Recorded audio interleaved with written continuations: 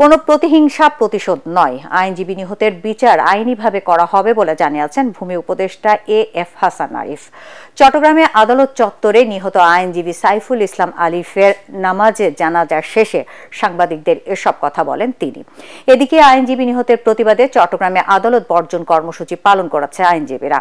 এই ঘটনায় এখন পর্যন্ত ২৭ জনকে আটক করেছে আইন শৃঙ্খলা রক্ষাকারী বাহিনী। চলছে মামলার প্রস্তুতি। নিহত আইনজীবী আলিফের মরদেহ তার গ্রামের বাড়ি চট্টগ্রামের লোহাগাড়া থানার চুন্তিতে দাফন করা হবে। চট্টগ্রাম প্রতিনিধি আবুল হাসনাতের সঙ্গে নিয়ে রিপোর্ট করছেন একরামুল হক সায়েম। বসুন্ধরা টিস্যুতে ছাড়ের ছড়াছড়ি। বসুন্ধরা টিস্যু নিয়ে এলো নিশ্চিত ছাড়। নিহত আইনজীবী সাইফুল ইসলাম আলিফের প্রথম জানাজা অনুষ্ঠিত হয় চট্টগ্রামের আদালত চত্বরে। জানাজায় অংশ নিতে সর্বস্তরের মানুষের ঢল নামে।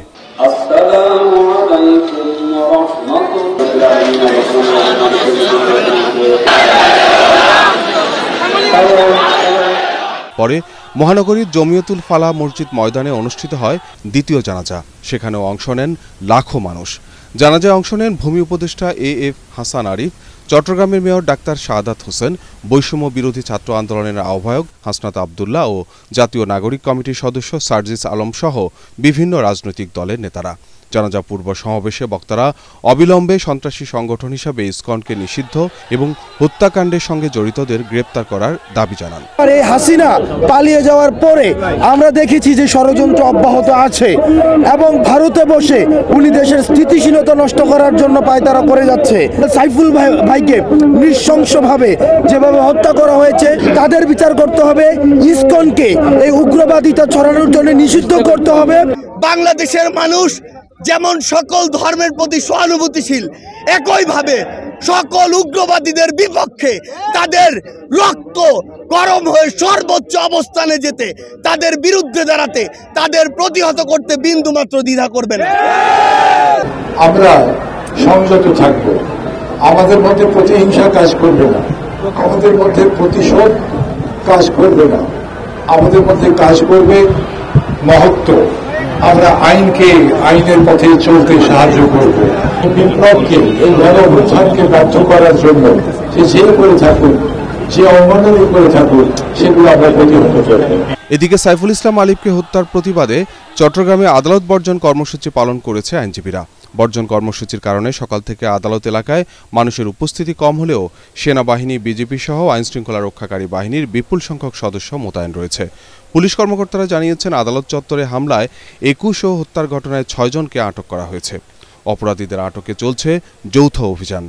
মসজিদ, মন্দির সহ ধর্মীয় উপাসনালয় এবং পুরো চট্টগ্রাম নগরীতে নেওয়া হয়েছে কঠোর নিরাপত্তা ব্যবস্থা। এই খুনের তীব্র নিন্দা জানাচ্ছি এবং দ্রুত ট্রাইব্যুনালে এদের বিচার চাচ্ছি।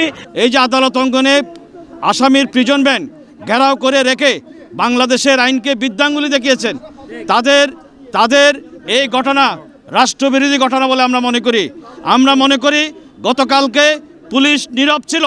কাদের ইঙ্গনে পুলিশ নীরব ছিল? পুলিশের ১৩ জন সদস্য এখন পর্যন্ত আহত আছে এবং একজন আইনজীবী নিহত আছে। তো এই উদ্ভূত পরিস্থিতিকে কেন্দ্র করে আমরা পরিস্থিতিকে নিয়ন্ত্রণের জন্য গতকাল সারা রাত ব্যাপী আমাদের যৌথ বাহিনীর পক্ষ থেকে যারা এই ধরনের উশৃঙ্খলতার সাথে জড়িত ছিল তাদেরকে গ্রেপ্তারের জন্য অভিযান পরিচালনা করেছি। এখন পর্যন্ত আমাদের কোতোয়ালি থানাধীন বিভিন্ন এলাকায় অভিযান পরিচালনা করে ২৭ জনকে প্রাথমিকভাবে আটক করা সক্ষম হয়েছে। তাদের ব্যাপারে জিজ্ঞাসাবাদ চলছে। সম্মিলিত সনাতনী জাগরণ জোটের মুখপাত্র চিন্ময় কৃষ্ণ দাস ব্রহ্মচারীর মুক্তির দাবিকে ঘিরে মঙ্গলবার চট্টগ্রাম আদালত পাড়ায় ব্যাপক হাঙ্গামা ও সংঘর্ষ হয়। এ সময় দুর্বৃত্তরা কুপিয়ে হত্যা করে আইনজীবী সাইফুল ইসলাম আলিফকে। একরামুল হক সায়েম, এটিএন বাংলা।